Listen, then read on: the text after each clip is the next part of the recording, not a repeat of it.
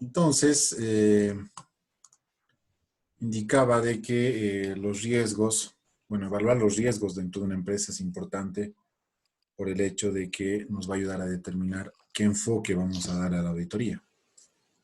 ¿Sí? Entonces, acá quiero hacer dos preguntas. Eh, ¿Cuáles son los riesgos que existen dentro de una empresa? ¿Y qué enfoques de auditoría se pueden llegar a tomar para ejecutar la auditoría? A ver, adelante. Los riesgos que existen llegaría a ser daño. Uno de los riesgos es riesgo inherente, dice, y dos no me acuerdo. ¿Puedo contestar, Lice? Claro que sí, Alexander, adelante.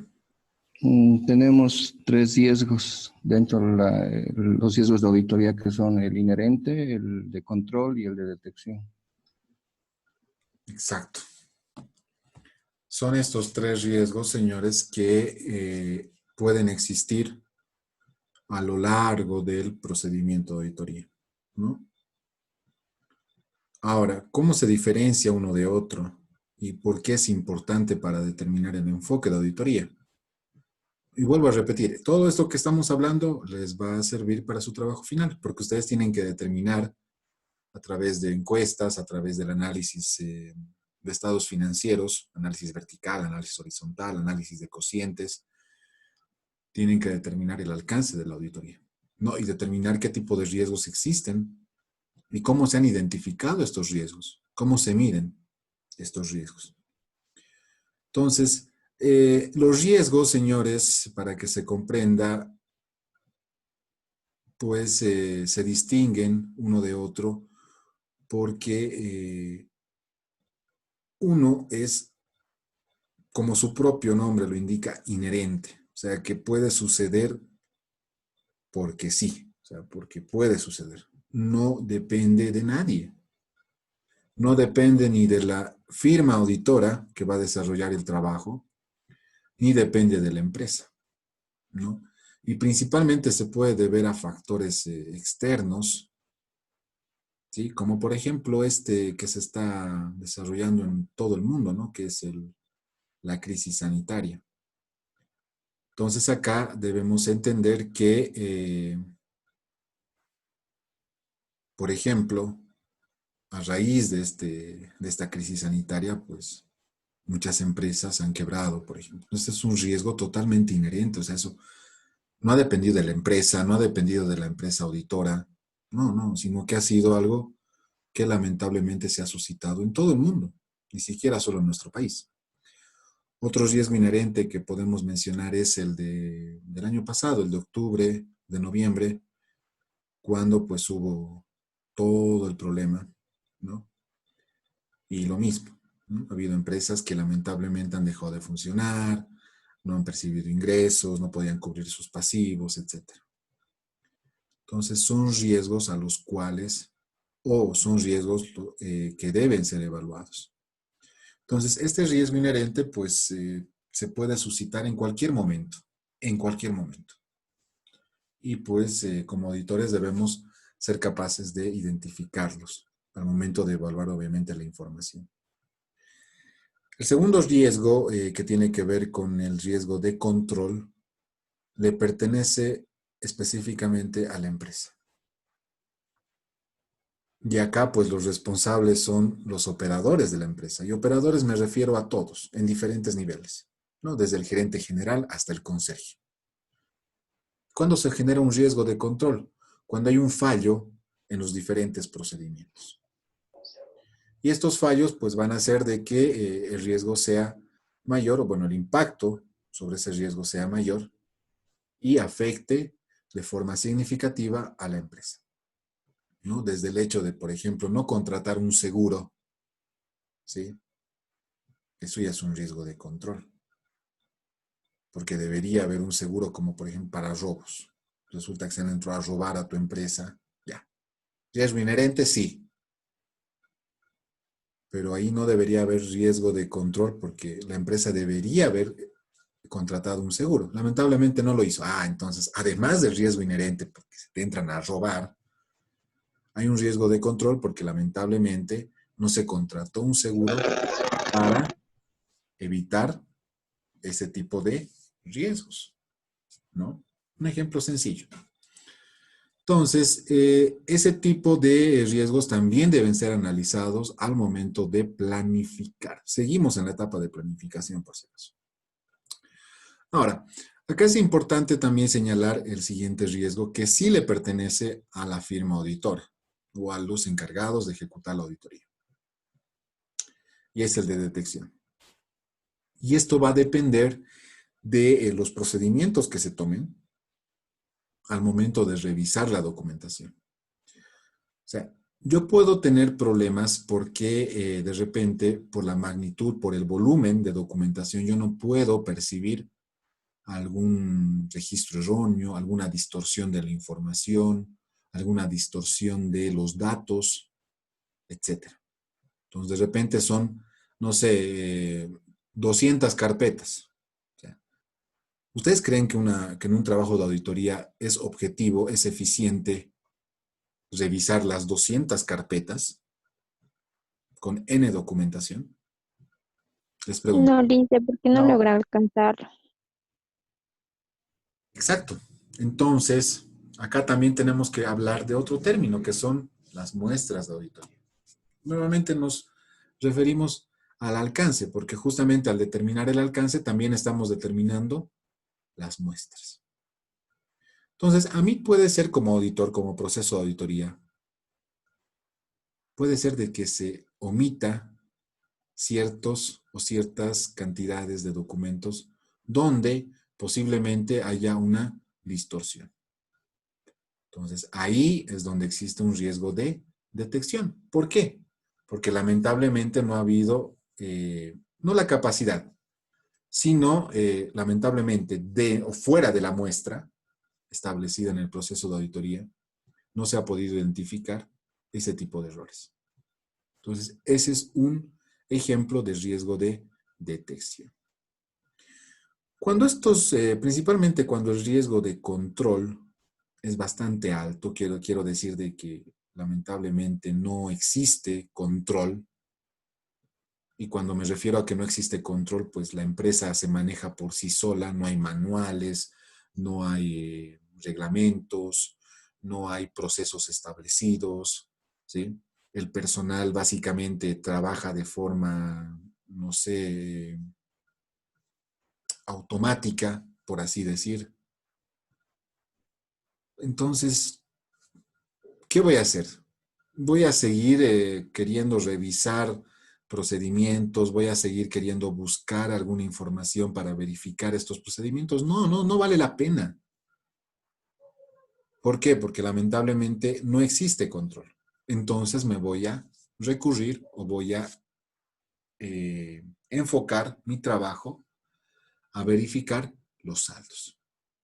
Eso ya es un enfoque netamente sustantivo. Entonces, es ahí, señores, fíjense, estamos hablando todo este rato del alcance.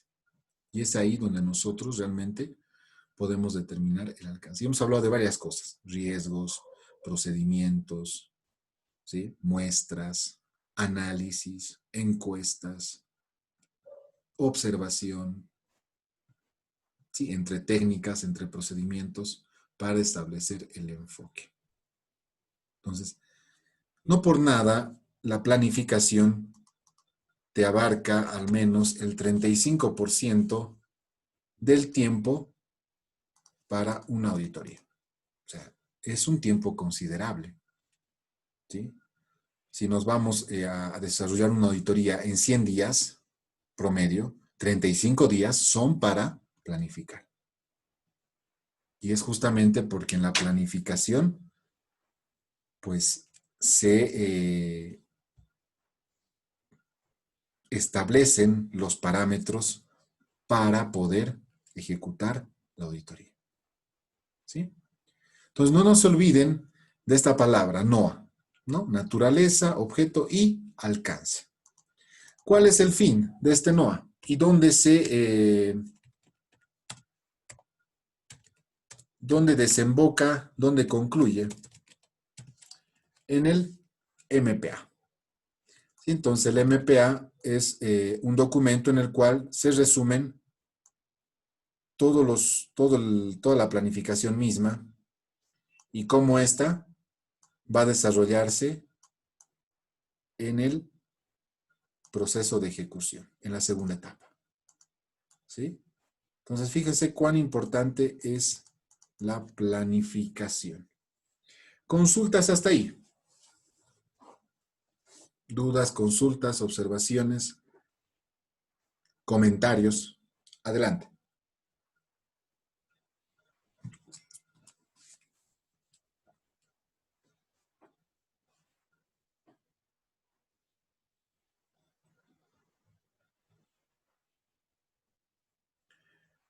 ¿Nadie?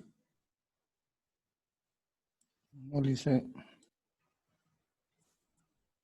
No lo hice, está todo claro. Muy bien. Muy bien, señores. Pasemos a la ejecución. La ejecución es la parte donde, pues, nosotros, como auditores, hacemos lo que dice la planificación. No por nada están los programas. Los programas ya básicamente te dicen lo que tienes que hacer. No hay que descubrir nada. Simplemente hacer caso a los programas. ¿Sí? Si el programa te dice que ejecutes pruebas sustantivas, pues tendrás que realizar pruebas sustantivas. ¿No? Si el programa te indica de que vas a realizar pruebas de cumplimiento que tienen que ver con controles, ¿sí? Con controles, procedimientos, pues desarrollarás procedimientos o verificarás programas de cumplimiento. ¿Sí? Entonces ya la ejecución se convierte en un simple paso que verifica la etapa anterior, que es la planificación. ¿Y qué es lo importante dentro de la ejecución? ¿Alguien me puede decir? ¿Cuál es la palabra con la que se resumiría la ejecución? ¿Y cuáles son esos elementos, porque tendrían que ser varios, que nos va a permitir respaldar todo el trabajo de auditoría? Los papeles de trabajo, dicen. Ya, los papeles de trabajo como parte de los procedimientos que nos van a permitir ejecutar la auditoría. Pero me refiero a algo más concreto, más específico. El resultado de la auditoría, dice. El resultado de la auditoría viene al final, posterior a la ejecución. Dice, Adelante, Martín. sería digamos, en la ejecución sería la revisión, examinar, todo eso, todo el proceso de la auditoría, dice. Sí, está dentro de todo eso. O sea, básicamente vas a responder a los programas. Los programas ya los determinas en el MPA, en la etapa de planificación. ¿Sí?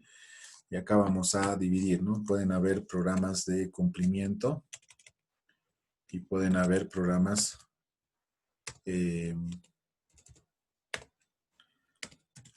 sustantivas, programas de pruebas sustantivas, ¿sí? Son estos dos programas que pueden desembocar de lo que es la etapa de planificación. Entonces, lo que yo únicamente voy a hacer en la etapa de ejecución es respetar estos programas para poder ejecutar la auditoría. Pero acá hay un elemento importante, esencial, que nos va a permitir respaldar toda la auditoría, toda, en su conjunto.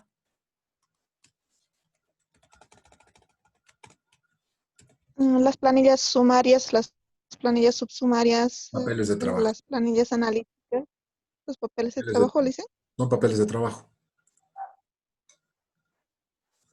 Me refiero a un elemento, voy a utilizar una palabra que se utiliza mucho en los medios, un elemento contundente que va a ayudarnos a respaldar todo el procedimiento de auditoría.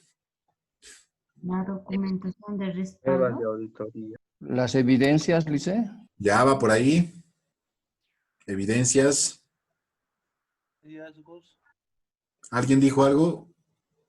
Pruebas de auditoría. Hallazgos. ¿Quién dijo hallazgos? ¿Sergio? Sí. Sergio, muy bien. Los hallazgos, las evidencias, señores. Eso es lo importante en una etapa de ejecución. Porque tú ejecutas tus programas de pruebas de cumplimiento sustantivas para poder encontrar estos resultados, hallazgos, evidencia. ¿Está mal esto? ¿Cómo? ¿Por qué? ¿Qué te respalda? ¿Sí? Está mal el procedimiento de baja de activos fijos. ¿Por qué? Porque el documento no responde a la verdad, o no sé, a la realidad económica. Estoy vendiendo un auto que en el mercado cuesta $20,000 y lo estoy vendiendo a $1,000. Hallazgo, evidencia. ¿Cómo se apoya la evidencia para que tenga un formato mucho más sencillo de comprender? Ya mencionaban todos, papeles de trabajo. Pruebas de auditoría. Exacto. Entonces, los papeles de trabajo se constituyen en documentos que van a respaldar la evidencia y los hallazgos encontrados en la etapa de ejecución. Yo puedo encontrar una super observación, o sea, puedo encontrar, no sé, un desfalco de, no sé, 10 millones. Pero yo como auditor debo saber cómo respaldar ese hecho. ¿Qué documentos? ¿Le saco copia al comprobante? ¿Le saco copia al recibo? ¿Sí? ¿Me entrevisto con el tesorero?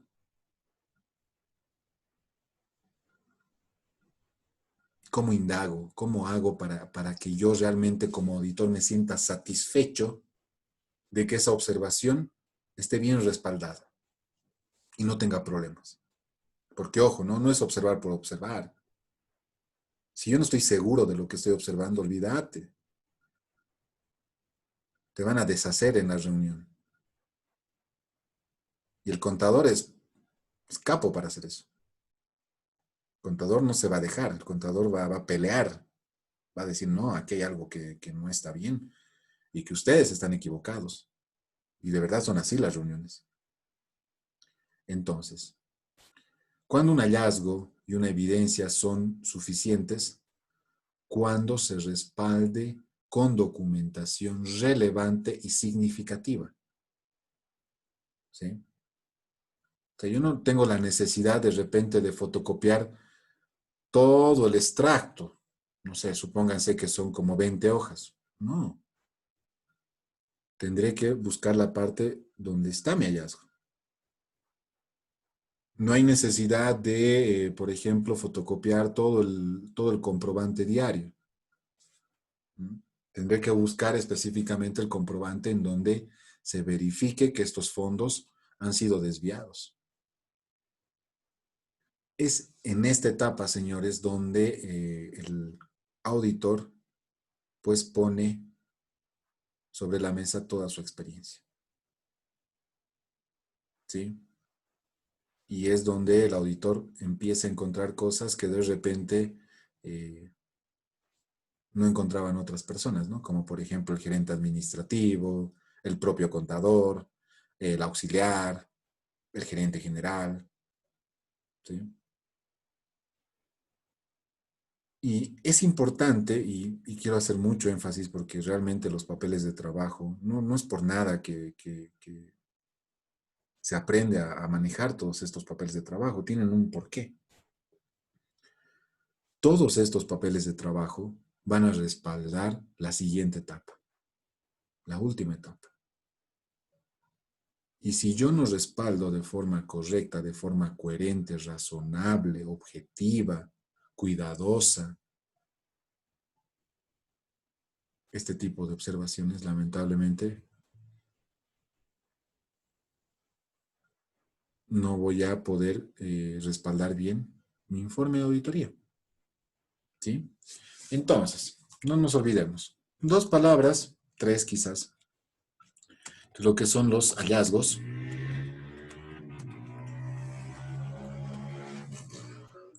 De lo que son los hallazgos, la evidencia, resumidas en los papeles de trabajo. ¿Sí? Papeles de trabajo, hojas de trabajo. Entonces, a partir de esto, pues nosotros debemos respaldar nuestra siguiente etapa. Consultas, dudas, adelante. ¿Está quedando claro hasta acá, señores? ¿Han visto esto? ¿Han analizado desde este punto de vista? Por favor, ¿me confirman? Sí, está bien, dice. ¿Qué opinan los demás? Amílcar. Pues ahora directamente estamos yendo al grano, licenciado, de una manera más resumida a lo que hemos avanzado en el primer semestre. Ya. ¿Con quién Sí, llevaron Liz, financiera 1? está más entendible esta Liz, que no era de esa forma el primer, ¿cómo se llama? Más al La punto primera etapa estamos de mirando, esta Liz. materia que hemos avanzado no era así tan entendible. Muy bien. Esa es la idea, señores. Es la idea. Ariane, adelante. No, igual concuerdo con el compañero, porque más era dar vueltas para llegar al punto específico. En cambio, ahora es todo directo al grano, no hay tanta redundancia. Muy bien. Me alegra mucho de que estemos asimilando toda esta parte porque evidentemente dominando todo esto, ya la parte práctica se hace mucho más sencilla. De hecho, en lo que nos queda de tiempo, vamos a ir viendo cómo es la relación contable con el proceso de auditoría. Ya acá es necesario no ser contador, pero comprender la contabilidad. O sea, obviamente en un trabajo de auditoría no hacemos un trabajo de contador, pero si nosotros no conocemos el trabajo del contador, y me refiero en términos generales, ¿no? O sea, si yo no sé cómo registrar una venta, o sea, difícilmente voy a poder revisar eso, ¿sí? Entonces acá hay un dicho bastante que yo rescato mucho de uno de los docentes que aún, miren, es bien interesante esto, ¿no? Que ahora es colega, que ha sido mi docente de todas estas materias de auditoría financiera. Y él decía, un buen auditor antes tiene que ser un buen contador. Y es verdad. Porque si yo no sé lo que es ser un contador, o por lo menos saber los procesos que realiza un contador, difícilmente voy a poder ser un auditor. ¿Cómo voy a evaluar algo que no sé? ¿Cómo voy a examinar algo que no conozco? Difícil, ¿no? Entonces ahí, por favor, ténganlo muy en cuenta. Y bueno, me imagino que muchos están trabajando en el área, muchos de repente en otras áreas, pero que se relacionan. Y pues, desde ese punto, pues debemos aprovechar al máximo la experiencia. ¿Sí? Y permítanme contarles la experiencia. O sea, yo trabajé 5 años de contador, ¿sí? Y durante ese proceso hice la licenciatura, y, como ustedes, en la UNICEN. Y obviamente son mundos diferentes, son mundos completamente distintos. No, ahora ya estoy casi entre 5 a 6 años como desarrollando trabajos de auditoría y obviamente con la experiencia previa como contador, pues me es mucho más, no sencillo, sino mucho más operativo realizar el trabajo de auditoría. ¿No? Porque yo conozco de los procedimientos, conozco de cómo realizar un registro contable, cómo hacer un ajuste. Entonces, es más operativo en ese sentido. Entonces, necesariamente acá base contable al 100%, ¿no? Y debemos recordar un asiento de préstamo, de obligaciones, de ingreso, de gasto. Y eso es justamente lo que vamos a ir viendo en esta y la siguiente clase, porque es importante y si no asimilamos desde ese punto de vista, es bien complicado la auditoría. ¿Sí? Bien, señores, pasemos a la última etapa que ya es mucho más sencillo, que es mucho más de desemboque, en el sentido de que ya la etapa principal, por así decir, nos proporciona, sabían que la etapa principal es la planificación, ¿no? No es la ejecución. Sin la planificación no llegamos a nada, ¿no? Hablando de la etapa de planificación, nosotros podemos ejecutar, obtener hallazgos, obtener evidencia, ordenar todos estos elementos en los papeles de trabajo para que respalden justamente la comunicación de resultados. ¿Qué es la comunicación de resultados? No es más que emitir la opinión en un informe que indique que los estados financieros han sido elaborados conforme a normativa vigente, legal, ¿sí? Que a pesar de que haya salvedades, estamos pasando a un segundo tipo de informe, estos estados financieros siguen siendo razonables, o que lamentablemente no se hayan percibido la aplicación de la normativa, ¿no? Ya son 3, ¿no? Recordemos, limpio, con salvedad y negativo. Bueno, la última ya tiene que ver con un tema de falta de información. ¿Por qué? Porque yo me tendría que abstener de opinar, de emitir un informe, porque no cuento con la información suficiente para poder ejecutar la auditoría. Yo planifico la auditoría, perfecto, pero si a mí no me otorgan, no me ponen a disposición la información que yo solicito, lamentablemente no voy a poder ejecutar. Por lo tanto, ¿qué voy a opinar? Y es lógico, ¿no? Si no tengo que evaluar, no tengo que opinar. Entonces, ahí es donde se genera la cuarta y último tipo de informe de auditoría, ¿sí? Entonces, acá tenemos lo que es un informe de auditoría, ¿sí? Donde básicamente sabemos qué tipos de informes existen, pero además debemos resumir lo que es la carta de control interno. Y la carta de control interno no es más que el resumen de la planilla de deficiencias. Entonces, esta carta de control interno ya la tenemos preelaborada, simplemente se le da un formato de informe y pasa a ser la carta de control interno, ¿no? ¿Qué componentes debe tener o qué atributos debe tener esta carta de control interno? Recordemos. ¿Alguien me puede decir? Son 5.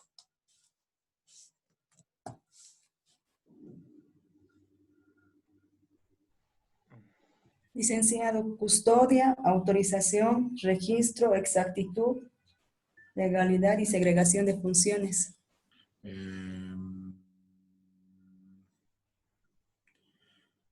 No me refería a eso. Está bien, pero me refería más que todo a los componentes para desarrollar una planilla de deficiencias. Dice el ambiente de control. Eso tiene que ver con control interno. Claro. Dice el título. El título, causas. Eso, vamos por ahí. Clara, concisa. Dice condición, criterio, causa, efecto, recomendación. Muy bien. Condición, criterio, causa, efecto y recomendación. De esa forma nosotros desarrollamos o elaboramos nuestra planilla de deficiencias, ¿no? El otro tema que mencionaba su compañera, custodia, segregación de funciones, etcétera, ¿sí? Tienen que ver más con los procedimientos que nosotros debemos verificar en la etapa de planificación, ¿no? Y eso justamente nos sirve para determinar el enfoque o, hablando en términos generales, el alcance, ¿sí? Entonces, yo debo verificar que existe una correspondiente segregación de funciones. Debo verificar que, todos los activos sean correctamente custodiados por personal de la empresa, por ejemplo. Eso simplemente para diferenciar.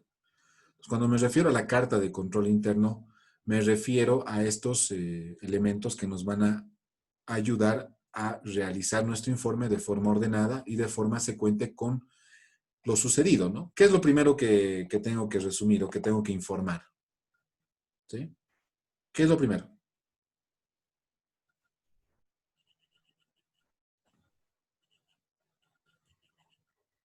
¿Qué es lo primero, señores?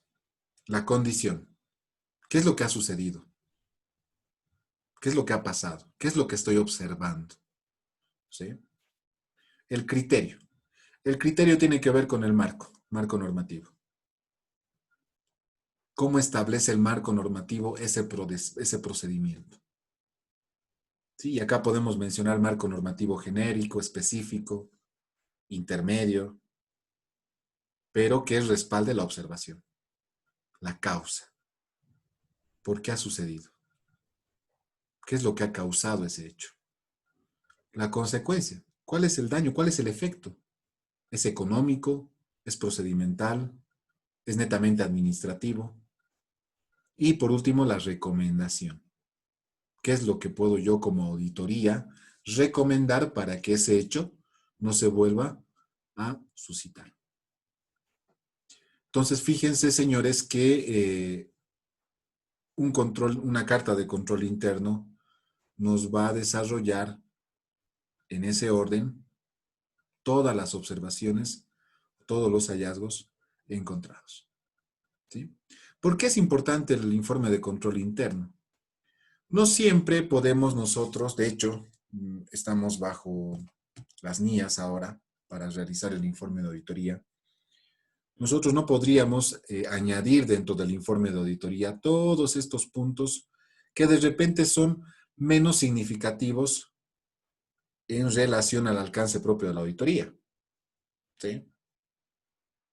Pero yo tengo que saber de qué es necesario informar y para eso me sirve la carta de control interno, para poder yo descargar aquellas observaciones que como auditoría creemos que son relevantes, importantes dentro de los procedimientos mismos de auditoría. Como por ejemplo, la realización de arqueos. De repente no hay pérdidas significativas de dinero, ¿no? Pero evidenciamos en un proceso de auditoría que no se realizan los arqueos diarios, semanales, quincenales, mensuales, ni de cierres. Entonces yo puedo observar esto en la carta de control interno y recomendar que se realicen al menos 2, 3, 4, 5, dependiendo del movimiento del dinero, obviamente, los arqueos de caja. Entonces, fíjense que todo esto, pues, tiene un porqué, tiene un sentido, ¿ya? En estos momentos, por favor, vayan añadiendo su presente. Nos vemos simplemente para cerrar esta parte del diagnóstico en unos minutos, ¿sí?